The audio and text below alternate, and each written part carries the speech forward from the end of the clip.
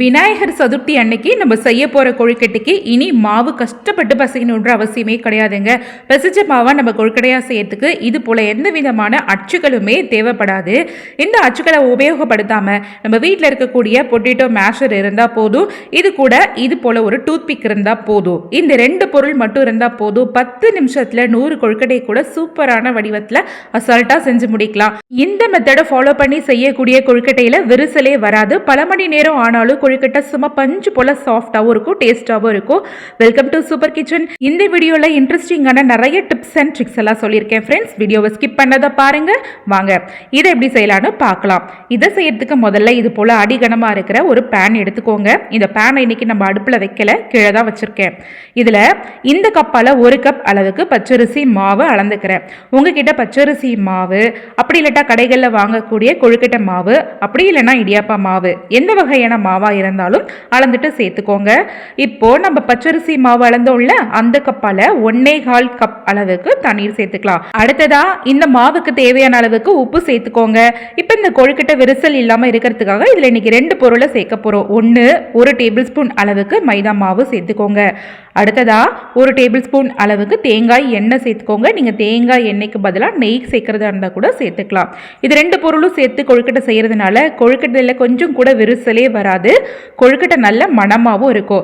இதை சேர்த்ததுக்கப்புறம் நல்லா இது போல் ஒரு விஸ்கை வச்சு கட்டி இல்லாமல் இந்த மாவை முதல்ல இது போல் கரைச்சி விட்டுக்கோங்க. கரைச்சி முடிச்சதுக்கப்புறமா அதை அப்படியே தூக்கி அடுப்பில் வச்சுருங்க. கேஸ் ஸ்டவ்வை ஆன் பண்ணிவிட்டு இப்போ நல்ல ஃபுல் ஃப்ளேமில் வச்சுட்டு இதை நல்லா கலந்து விட ஆரம்பிங்க. இந்த அரிசி மாவுக்கு தேவையான கரெக்டான அளவுகளில் இதில் நம்ம தண்ணி சேர்த்துருக்கோம். கூடவே 1 டேபிள் ஸ்பூன் போல் தேங்காய் எண்ணெயும் சேர்த்துருக்கோம். அதனால் பார்த்தீங்கன்னா மாவு சரியான பக்குவத்தில் நல்லா வெந்து பேன்லேயுமே ஒட்டாமல் ஒரு 5 நிமிஷத்தில் இது போல் மாவு நல்லா பஞ்சு போல் சாஃப்டாக வெந்து வந்துடுங்க. வெந்த இந்த மாவை வேறு ஒரு தட்டுக்கு மாற்றிக்கலாம். இப்போ பாருங்கள், மாவு நல்ல முழுமையாக இதிலையே நல்லா சாஃப்டாக வெந்து வந்துருச்சு. இப்போ ஆறுனதுக்கு அப்புறமா இந்த மாவை நம்ம அழுத்தம் கொடுத்து அழுத்தி பிசைஞ்சு நல்ல உருண்டை பிடிக்கணும்ல அவசியமே கிடையாது. இந்த மாவை அழகாக ஒன்று கூட்டி இந்த மாதிரி ஒத்தி எடுத்து ரவுண்டாக உருட்டாலே போதும். நல்ல பந்து போல் மேல் மாவு ரெடி ஆகிடுச்சு. பாருங்கள் எந்த அளவுக்கு கொழுக்கட்டை மாவு நல்லா சாஃப்டாக தயாராகி வந்துருச்சுன்னு. இப்போ இந்த மேல் மாவு காயாமல் இருக்கணும், அதுக்காக ஒரு பவுலை போட்டு இந்த மாதிரி மூடி வச்சிடலாம். அடுத்ததாக கொழுக்கட்டைக்கு தேவையான இனிப்பு பூரணும் தயார் பண்ணிக்கலாம். அதுக்காக அடுப்பில் ஒரு கடாய் வச்சுக்கோங்க. கடாயில் 1 டேபிள் ஸ்பூன் நெய் சேர்த்துட்டு நம்ம கொழுக்கட்டைக்கு மாவு அளந்தோம்ல, அந்த கப்பால் 1 கப் அளவுக்கு துருவிய தேங்காய் சேர்த்துருக்கேன். இப்போ இந்த தேங்காயை 5 நிமிஷத்துக்கு கைவிடாமல் இது போல் நல்லா வறுத்து எடுத்துக்கோங்க. தேங்காயில் இருக்கிற ஈரப்பதமும் போகணும். நம்ம வறுக்கும் போது தேங்காயிலிருந்து நல்ல ஒரு மணம் வரணும். அதே சமயம் தேங்காயோட கலர் டோட்டலாக சேஞ்ச் ஆகி நல்லா சிவந்து ஒரு கோல்டன் ப்ரௌனுக்கு வந்ததுக்கு அப்புறமா தேங்காய் அளந்த கப்பால் 1/2 கப் அளவுக்கு வறுத்த வேர்க்கடலையை பொடி பண்ணிட்டு சேர்த்துக்கலாம். நம்ம பொடிக்கும் போது நல்லா ரவை பதத்துக்கு பொடிச்சுக்கோங்க. இது கூடவே அதே கப்பால் 3/4 கப் அளவுக்கு பொடிச்ச வெள்ளத்தையும் சேர்த்துட்டு நல்லா இது போல் ஈவனாக கலந்து விட்டுக்கோங்க. நீங்கள் வெள்ளத்துக்கு பதில் நாட்டு சக்கரை இருந்தால் கூட தாராளமாக பயன்படுத்திக்கலாம். இதெல்லாம் சேர்த்ததுக்கு அப்புறமா தண்ணி எதுவுமே சேர்க்கக்கூடாதுங்க. தண்ணி சேர்க்காம நல்லா ஈவனாக கலந்து விட இந்த வெள்ளம் நல்லா மெல்ட் ஆகிட்டு டக்குன்னு இது போல் கட்டிப்பட்டு பூரணை ரெடி ஆகிடும். இப்போ இது கூட வாசத்துக்காக 1/4 டீஸ்பூன் அளவுக்கு ஏலக்காய் பொடியை சேர்த்துட்டு நல்லா ஈவனாக கலந்து விட்டுக்கோங்க.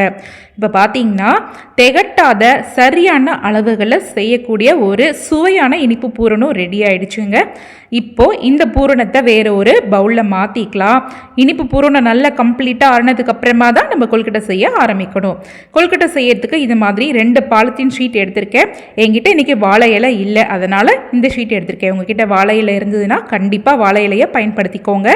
இப்போ இந்த ஷீட் மேலே கொஞ்சமாக நெய்யோ அப்படி இல்லட்டா எண்ணெயோ இது போல் கிரீஸ் பண்ணி விட்டுட்டு ஒரு ஷீட்டை எடுத்துட்டேன். இன்னொரு ஷீட்டில் நம்ம தயார் பண்ணி வச்சுருக்க கொழுக்கட்டை மாவை உருண்டை பிடிச்சு அது மேலே வச்சுட்டு ஃபஸ்ட்டு உள்ளங்கையை வச்சு இது மாதிரி ஃப்ளாட்டாக இது ஒரு ஷேப்புக்கு கொண்டுட்டு வந்துடலாம்.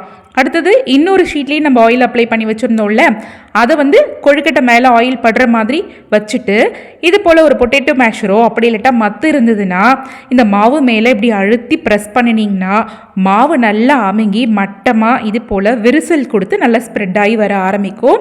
இப்படி சுற்றி லைட்டாக கொஞ்சம் நல்லா ப்ரெஸ் பண்ணி அழுத்தி விட்டாலே போதும். இப்போ கொழுக்கட்டையோட மேல் மாவு நல்லா விரிஞ்சி கொழுக்கட்டையாக ரெடி ஆகிறதுக்கு தயாராகிடுச்சுங்க. இப்போ அடுத்ததாக நம்ம ஆல்ரெடி தயார் பண்ணி வச்சுருந்த ஸ்டஃபிங்கை எடுத்து உள்ளே வச்சுட்டு இதை அப்படியே ஃபோல்டு பண்ணி விட்டுறலாம். இந்த கார்னரை மட்டும் இப்படி விரலை வச்சு நல்லா ப்ரெஸ் பண்ணி விட்டுருங்க. அப்போ தான் பூரணம் வெளியில் வராமல் இருக்கும். இப்போ பார்த்தீங்கன்னா இதை சுற்றி ஒரு அன்இவனான ஷேப் இருக்கு இல்லையா, அதுக்காக இது போல் ஒரு கப்போ டம்ளரோ எது இருந்தாலும் எடுத்துக்கோங்க. அதை வச்சு நல்லா அது மாதிரி ப்ரெஸ் பண்ணினீங்கன்னா எக்ஸ்ட்ரா இருக்கிற மாவெல்லாம் பிதுங்கி வந்துடும். அது அழகாக வழித்து எடுத்துட்டிங்கன்னா இப்போ சூப்பரான ஷேப்பில் கொழுக்கட்டை ரெடி ஆகிடுச்சு. என்னங்க கொழுக்கட்டையில் டிசைனே காணும் அப்படின்னு நினைக்கிறீங்களா? இருங்க இப்போது இந்த ஓரங்களில் நம்ம கொழுக்கட்டைக்கு சூப்பராக ஒரு டிசைன் கொடுக்க போகிறோம். அதுக்காக இது போல் ஒரு யூஸ் பண்ணாத ஒரு ஃப்ரெஷ்ஷான டூத் பிக் இருந்தால் எடுத்துக்கோங்க. அதை நல்லா கழுவிட்டு இந்த கார்னரில் இது மாதிரி லைட்டாக, ரொம்ப போட்டு அழுத்திடாதீங்க, லைட்டாக அது மாதிரி ப்ரெஸ் பண்ணி எடுத்திங்கன்னா இந்த மார்க்கு அழகாக ஒரு டிசைன் மாதிரி வந்து விழுந்துருங்க. இப்போ பாருங்கள், எந்த விதமான அச்சுமே நம்ம பயன்படுத்தாமல் சூப்பரான ஷேப்பில் ரொம்ப ஈஸியான மெத்தடில் ஒரு டைப் கொழுக்கட்டை செஞ்சாச்சு. அடுத்தது நம்ம சொப்பு போல் செய்வோம் இல்லை மொதக கொழுக்கட்டை, அதை செய்யறதுக்கு ஆஸ் யூஷுவல் ஃபஸ்ட்டு சொன்ன மாதிரியே தான் மாவை வச்சு நல்லா இது போல் மேஷர் வச்சு ப்ரெஸ் பண்ணிவிடுங்க. இப்போது இந்த அழுத்தம் கொடுத்த மாவை அப்படியே எடுத்து உள்ளங்கையில் வச்சுட்டு நம்ம தயார் பண்ணி வச்சுருக்க பூரணத்தையும் உள்ளே வச்சுட்டு கொழுக்கட்டை இருக்கிற கையை அப்படியே மெதுவாக இறுக்கி முடுக்க மேலே இருக்கிற கையால் இது மாதிரி நல்லா ப்ரெஸ் பண்ணி விடுங்க. உள்ளே இருக்கிற ஸ்டஃபிங் வெளியில் வரக்கூடாது. செஞ்சுட்டு இது மாதிரி ஒரு கும்பிடி மாதிரி வச்சு விட்டுட்டிங்கன்னா சூப்பரான ஷேப்பில் மோதக கொழுக்கட்டை ரெடி ஆகிடுச்சு. இதுக்குமே இன்றைக்கி ஒரு அழகான டிசைன் கொடுக்க தான் போகிறோம். அதே டூத் பிக் எடுத்து இந்த மாதிரி ஒரு லயன் போல் நல்லா அழுத்தி ப்ரெஸ் பண்ணி விட்டுட்டிங்கன்னா அழகான ஒரு மார்க் இந்த மோதக கொழுக்கட்டையிலையும் விழுந்துருங்க. இப்போ பாருங்கள், அச்சே பயன்படுத்தாத மேஷர் டூத் பிக் இது ரெண்டுத்தையுமே வச்சு சூப்பரான அழகான ஷேப்பில் 2 விதமான கொழுக்கட்டையை ரொம்ப ஈஸியாக பண்ணிட்டோம். இதே மாதிரி உங்கள் வீட்டு குழந்தைங்களுக்கு கற்றுக் கொடுத்தா போதுங்க, 10 நிமிஷத்தில் ஹெல்ப் பண்ணுறேன்னு சொல்லிட்டு 50லேருந்து 100 கொழுக்கட்டை கூட செஞ்சு கொடுத்துருவாங்க. இப்போ நம்ம தயார் பண்ணி வச்சுருக்க கொழுக்கட்டைகளை ஒரு ஸ்டீமர் பிளேட்டில் அடுக்கிட்டு நல்ல கொதிக்கிற தண்ணியில் இந்த கொழுக்கட்டையை வச்சுட்டு மூடி போட்டு மூடி ரொம்ப நேரம்லாம் வேக விடணும்னு அவசியமே கிடையாது. ஆல்ரெடி இது வெந்த மாவு தான், அதனால் ஒரு 3லேருந்து 4 நிமிஷம் போதும். சட்டுன்னு பஞ்சு போல் கொழுக்கட்டை வெந்து வந்துடும். இப்போ பாருங்கள், 3 நிமிஷம் தான். இப்போ நான் லிட்டை ஓப்பன் பண்ணி பார்த்துட்டேன். கொழுக்கட்டை நல்லா பஞ்சு போல் வெந்து வந்துருச்சு. இதை அப்படியே அழகாக வெளியில் எடுத்து வச்சிடலாம். சூடெல்லாம் குறைஞ்சதுக்கு அப்புறமா வேற ஒரு தட்டுக்கு மாற்றிக்கோங்க. ஃபைனலாக ரெடி ஆயிடுச்சு நம்மளுடைய விநாயகர் சதுர்த்தி ஸ்பெஷல் இனிப்பு பூரண கொழுக்கட்டை. ரொம்ப கஷ்டப்படாமல் ரொம்ப ஈஸியான மெத்தடில் ரொம்ப டேஸ்ட்டாக விரிசலே இல்லாமல் பல மணி நேரம் ஆனாலும் பஞ்சு போல் சாஃப்டாக இருக்கிற கொழுக்கட்டை இந்த மாதிரி மெத்தடில் நீங்களும் செஞ்சு பாருங்கள். வர்ற போகிற விநாயகர் சதுர்த்திக்கு இதே மாதிரி மெத்தடில் ட்ரை பண்ணி பாருங்கள். இந்த மெத்தட் ரொம்ப ஈஸியாக இருக்கும். இந்த வீடியோ உங்களுக்கு பிடிச்சிருந்ததுன்னா சூப்பர் கிச்சன் சேனலை சப்ஸ்கிரைப் பண்ணிக்கோங்க. பக்கத்தில் இருக்கிற பெல் ஐக்கனையும் கிளிக் பண்ணிக்கோங்க. இந்த வீடியோவை நிறைய உங்கள் ஃப்ரெண்ட்ஸ் கூட ஷேர் பண்ணுங்கள். நன்றி.